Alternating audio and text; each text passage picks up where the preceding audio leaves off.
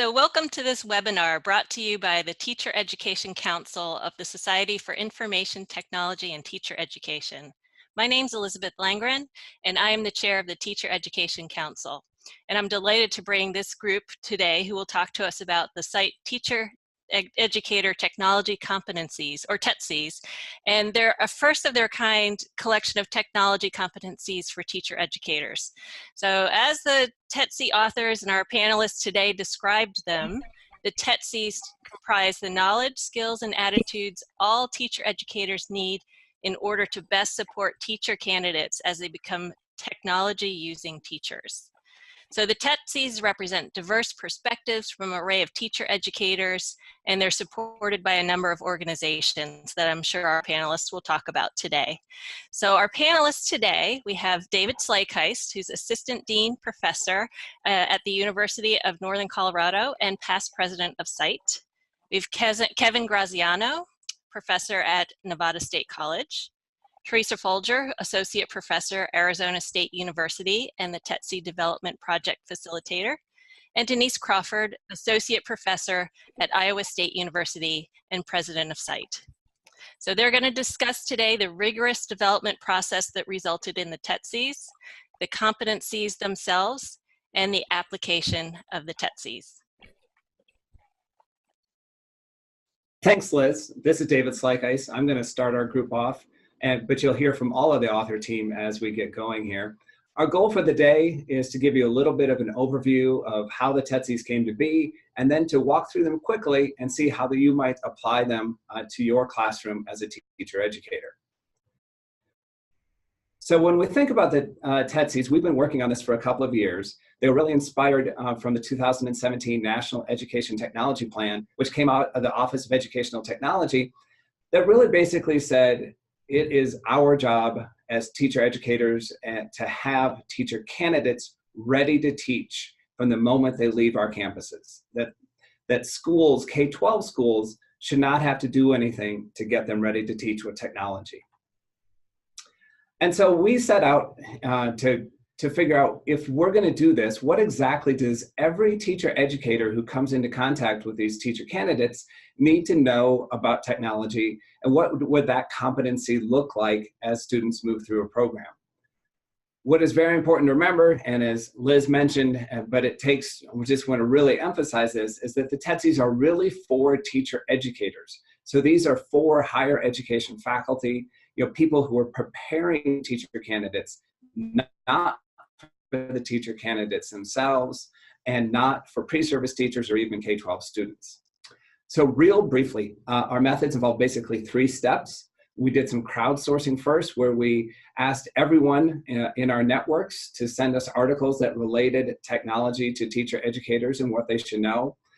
We used that to develop the initial list, and then we went through an extensive Delphi process over a better part of 9 months with 17 wonderful participants, where we went through each one of those and we revised and rewrote and revised, and through many, many revisions, we came up with the 12 TECTs that you're going to see today, along with the associated criteria.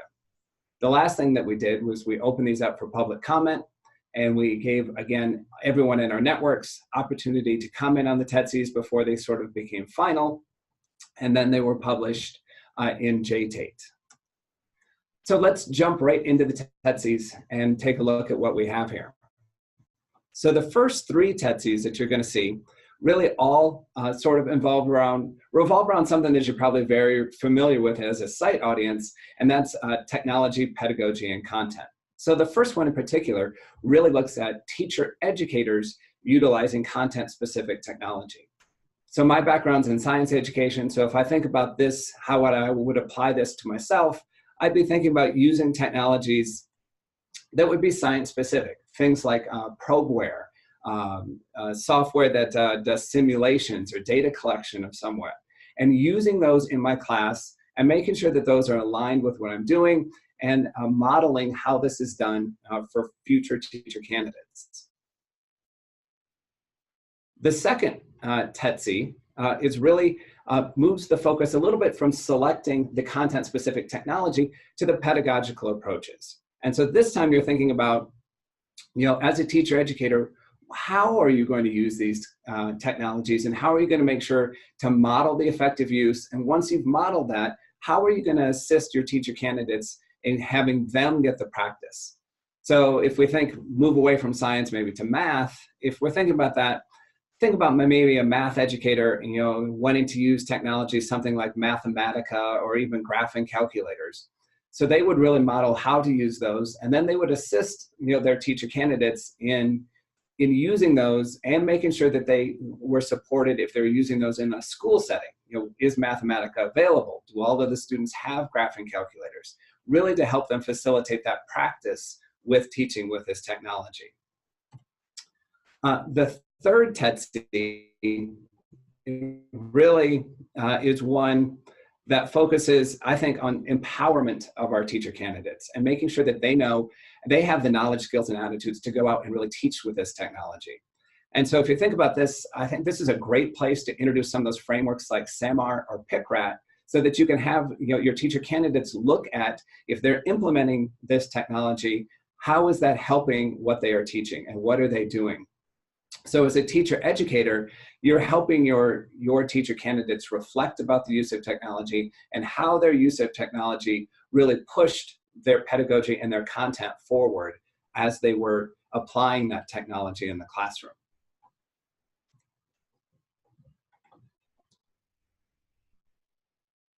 Thank you, David. Now I'll continue on with the TECTs, and TECT 4 specifically focuses on teacher educators using online tools to enhance teaching and learning. A lot of us use an LMS like Canvas, and that offers teacher educators the opportunity to embed tools for communication, collaboration, and assessment within their instructional routine. For assessment, maybe using SpeedGrader or designing rubrics within the LMS can be used to easily assess teacher candidates' assignments and projects. Using a tool like ARC, which is an online video platform that promotes active collaboration while viewing a video, can add active and engaging opportunities for candidates while viewing a video. There are many online tools available, even for free, that teacher educators can use to enhance teaching and learning in their area of expertise. Some worthy of checking out might be Google Drive, Flipgrid, Padlet, ThingLink, Scratch, Adobe Spark, Wix, Kahoot. The list of possibilities for using online tools are both long and encouraging. Find the online tools that best align with your content and what you're teaching, and start using them with your teacher candidates in your classes. Using technology to differentiate instruction to meet diverse learning needs is the focus of TECT 5. In regards to technology, this is about selecting the right tools to support individual needs. It is important here for teacher educators to learn more about Universal Design for Learning, UDL, and the principles of engagement, representation, and action and expression, and then model those practices in courses where appropriate. For example, modeling speech recognition tools like those available in Google Docs, or extensions like Read and Write or Snap and Read, will provide opportunities to support struggling readers and writers with technology. A tool like Newsela can change the lexile level of text, and Open Dyslexic is a Chrome extension that can replace the font to aid reading. Just modeling the use of closed captioning when using Google Slides or a YouTube video provides opportunities for teacher educators to discuss options for differentiating instruction with teacher candidates.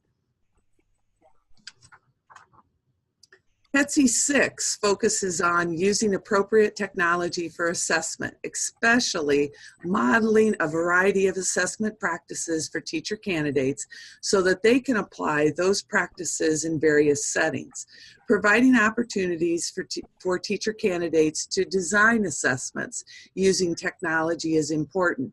Every lesson plan typically needs an assessment, so teacher candidates could use an online tool like Rubistar to design a rubric that aligns with the lesson's learning goals and objectives. Modeling the use of response technologies like clickers or game-based technology like Kahoot would be a great introduction to using technology for formative and summative assessment. If teacher educators model these assessment approaches in preparation courses, teacher candidates will likely model those same approaches in teaching or practicum settings. Now Kevin will share ideas for TETSI 7. Thanks, Denise. TETSI 7 focuses on effective strategies for teaching online and/or in a blended or hybrid environment. A few helpful technology skills that teacher educators may develop before teaching online may include design features within an LMS, such as embedding codes, inserting and cropping images or graphics, embedding URLs or PDF files, or even using the gradebook to add comments or upload rubrics to assignments, or even running reports within that feature in the LMS. Effective online strategies may include, but are not limited to, online simulations, as David mentioned earlier, the creation of podcasts and videos using screen capturing software, such as Screencast-O-Matic, the use of conference tools for synchronous meetings with students, and these are usually built right into the LMS, or there are discussion board options outside of an LMS and available on the internet, mostly for free, such as neatchat.com or chatzy.com. Earning badges for classwork is also an effective strategy, as is the use of content-related apps, avatars, and gaming, visual tools such as Inspiration, MindMeister, or Poplet, the use of presentation and portfolio tools such as Glockster or Prezi, and online polling tools such as polleverywhere.com. There are also websites that allow students to create their own websites, such as wix.com. With regard to candidates practicing to teach online, there are opportunities for teacher candidates to lead group discussions and build content within the LMS. There are undergraduate as well as graduate online teaching methods courses, and online student teaching is in fact available at some institutions. TETSI number 8 focuses on the use of technology to connect globally with individuals from other regions. Teacher educators can use global themes, such as climate change, to connect with other teacher candidates or even students and teachers from other countries. This can be done using video conferencing software, such as FaceTime, Skype, Skype Classroom, and even Zoom. Or this can be accomplished using conference feature within the LMS, where all students are enrolled in the same course. Teacher educators can take content or global themes and use gaming, blogs, e-pen pals, social media such as Twitter, virtual reality field trips, and expeditions across the world to model the use of technology with others from a variety of regions and cultures. TETSI 9 focuses on teacher educators addressing legal, ethical, and socially responsible use of technology in education. Teacher educators should address legal, ethical, and socially responsible use of technology in education with their teacher candidates. A few questions to model and explore with candidates may include, but are certainly not limited to, what type of domain does the URL come from? When looking for educational sites, do candidates look for .edu sites or .gov for government sites? Do teacher candidates who rely on the internet for information look to see who wrote the page, or look for the author or the name of the organization responsible for the page? Do they look for and read links and pages that say about us, philosophy, background, biography, or even who am I? Or do they simply glaze over these pages? Teacher candidates should be taught how to examine the author's credentials on the subject at hand. Other ethical and socially responsible technology-related topics to discuss with teacher candidates may include the use of social media in the classroom, cyberbullying, the use of cell phones in the classroom, the do's and don'ts of blogging or posting to YouTube, or even using Creative Commons and Wikipedia as professional resources, as well as protecting and respecting personal digital information, the use of online netiquette, and plagiarism. Teresa now will speak to the final TECTs. Thank you, Kevin. TETC 10 is one of my favorites. It states that teacher educators will engage in ongoing professional development and networking activities to improve the integration of technology in teaching. As you all know, technology is ever-changing, and as an educational technology faculty member, my job is never done. New devices, new software, new apps, updates. This can be daunting for teacher educators who are educational technology folks, but think about the educators who this is not their primary concern and how that feels for them. This TETC supports them. This can be looked at as a divide and conquer mentality, where we help teacher educators look towards their personal networks in order to gain ideas about how to use technology. Likewise, how do we help our young people, our teacher candidates, learn how to use these personal networks in their practice? Because ideas are difficult to come by, and they're always coming our way.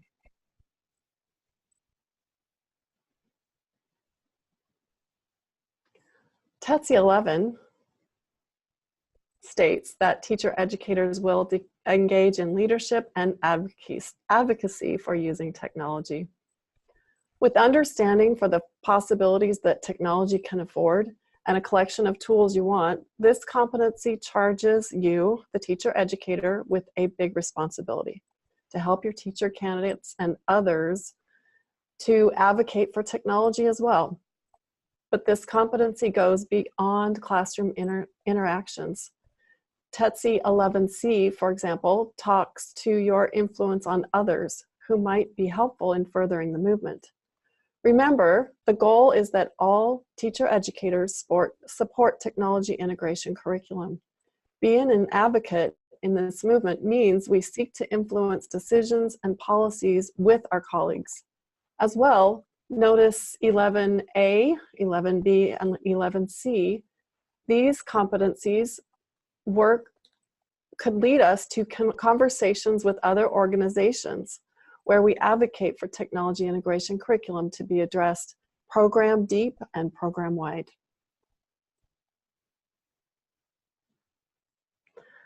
And last but not least, we didn't know whether to put this one at the bottom or the top of the list, but troubleshooting.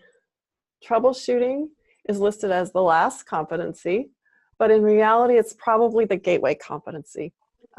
Somebody should research that. As I think about my own development in teaching with technology, 12D, finding solutions to problems related to technology using a variety of resources, has been the most important to my overall success, not only because the amount of risk-taking available to me when I know that there are always going to be glitches, some that cannot be fixed. My best solution is to have resources that allow me to be independent up my sleeve. YouTube being one, but also knowing when to quit putzing and to call in help. Establishing good relationships with our tech support people, critical.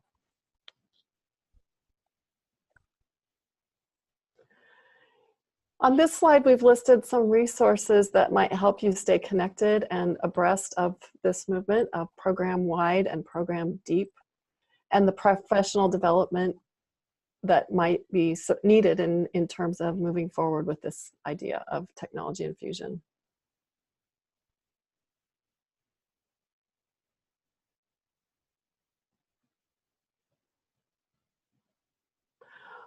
Here are our contact information. And we'd love to hear from any of you who are jumping ahead in this arena or could use our support. Thanks for your opportunity to be with you today. Liz? Yes, I'd like to just take a moment to thank our panelists today. We really appreciate your time and sharing this expertise in what I think is a really exciting new area. I know it has helped frame conversations I've had in my own department with my colleagues, and I'm sure a lot of people will also find this information helpful. So I hope you have a lot of useful feedback for these folks. As you saw, the contact information was just shown, so do be in touch with them. And as Teresa mentioned, there's lots of interesting areas of research to take advantage of in this exciting area of TECTs. So thank you, everyone. Have a great day.